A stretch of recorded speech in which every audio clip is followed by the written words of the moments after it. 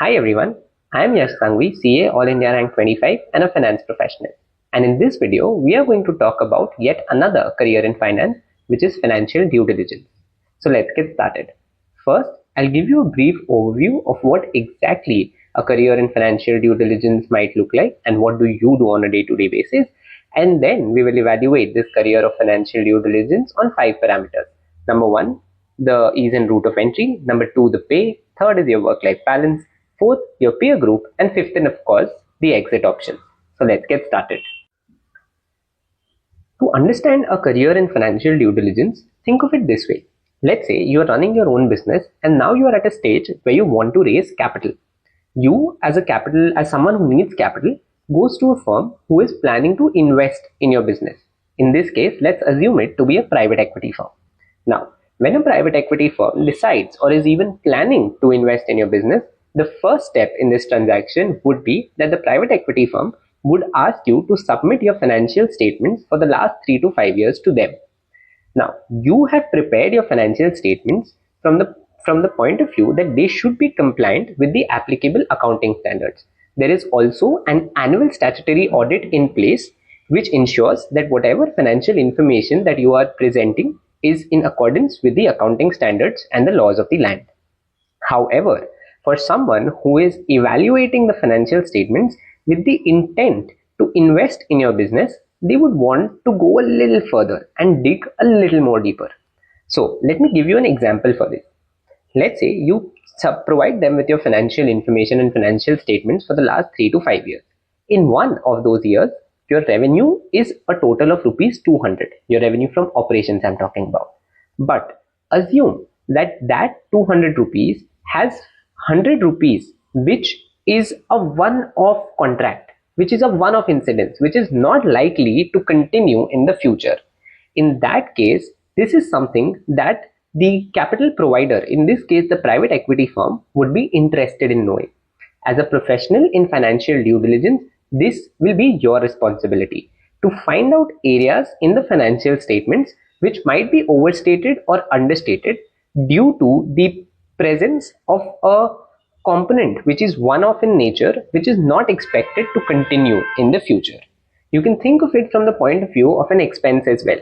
Let's say today, because your operations are limited and your scale is small, a particular expense forms just 1% of your total revenue.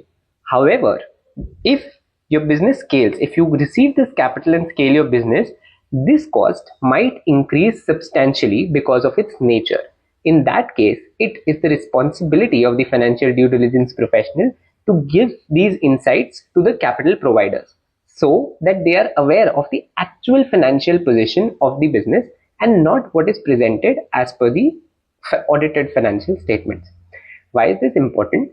Because a lot of times these capital providers or these private equity entities value many of these small businesses or startups at certain multiples. Let's say a sales multiple or a EBITDA multiple.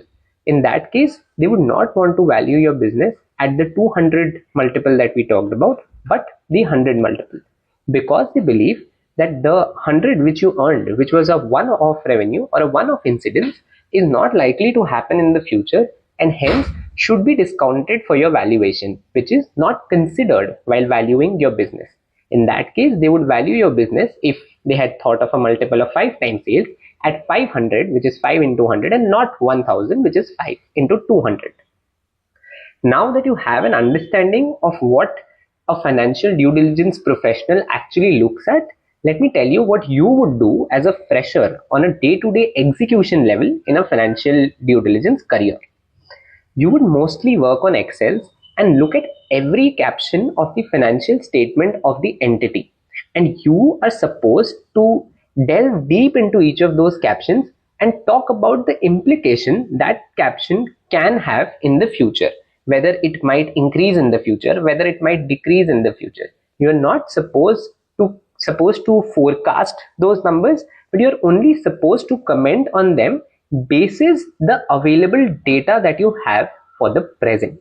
So a lot of your work would be working on Excel, evaluating certain contracts, looking at expenses deeply and not just as at a surface level of checking certain invoices, etc., and calling out any red flags which the capital provider might be aware of, which is according to certain examples that I gave you before.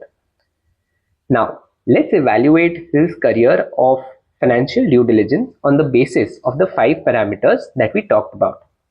Number 1, ease and route of entry. Financial due diligence as a profession is dominated by chartered accountant. So, if you have a chartered accountancy degree and you are someone who has a strong academic background, which goes on to say that probably you have a rank or you have cleared in a few attempts, not necessarily the first attempt, but in a couple of attempts, and you have a strong articleship experience from your past, that is an important or a add-on if you want to get into the financial due diligence world. That will give you an edge and will help you enter the financial due diligence world.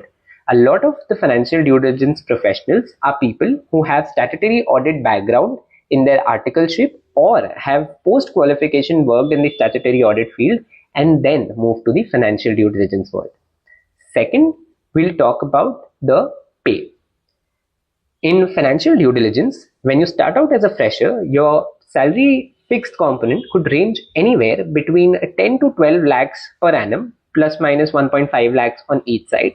And then there could be a variable component which is extremely firm to firm dependent and condition specific, which could range anywhere between 2 to 3 lakhs per annum. The good thing about the pay in financial due diligence is that your career growth is extremely fast, and hence, while you may feel that at a fresher level the base salary is limited, as you move on and as you grow in your career, this salary changes quite fast and the raises and increments could be significantly better. Third, let me talk about the work-life balance in financial due diligence. Understand that financial due diligence is a career in the service industry. So as anything in the service industry, a lot of your work-life balance depends on the deal flow or the project flow in your firm or in your team. So if on certain instances you are managing more than one deals at a time, then your work-life balance could be significantly hampered and you might be working anywhere between 14 to 16 hours a day without any Saturdays or Sundays off. But if, let's say, on certain times of the year, if there is a slower deal flow or you are not working on significantly major deals, in those cases you could have decent working hours of 8 to 10 hours with the weekends off. However, as I said, the working hours could be highly variable dependent on the deal flow in the firm and in your team. Let's talk about the peer group now. As I said, financial due diligence is a profession which is dominated by chartered accountants. So a lot of the people around you would be chartered accountants with exceptionally strong work experience, either in statutory audit or financial planning and analysis in the past. They might have this in the form of post-qualification work experience or also articleship experience. Some of them could also be all India rank holders. So from a network point of view, this is a great network to start with.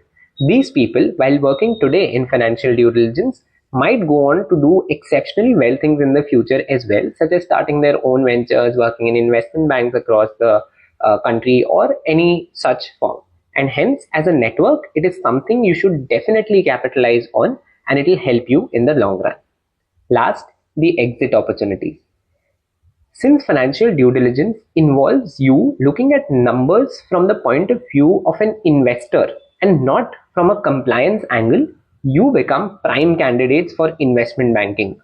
So, investment banks often take up people who have had a couple of years of FDD experience in their teams, because you will be well versed with Excel, you would be well versed with numbers, you would exactly understand the metrics to be used, you would know where there can be understatement or overstatement of things, which would help you determine the valuations, etc. later when you are a part of the investment banking team. And hence you will see, and this is a very common trend, a lot of people switch their careers from FDD to investment banking after taking 1.5 to 2 years of experience in financial due diligence. That is a very big upside of working in financial due diligence as a career option. So, to conclude, if you love working on Excel and looking at financial statements and numbers from an investor's point of view and not a compliance angle, then financial due diligence could be the right career option for you, as it would provide you high growth opportunities and exits to prestigious places like investment banks. But be rest assured that your work days could be very hectic with limited number of weekends and off time available to you. If you think all of these as a package could be right fit for you, then a career in financial due diligence could be definitely opted for. But if you think that there are certain aspects which are a deal breaker, then don't worry. There's a lot more to be done in finance and you can look at those alternatives instead. Thank you and wait for the next video.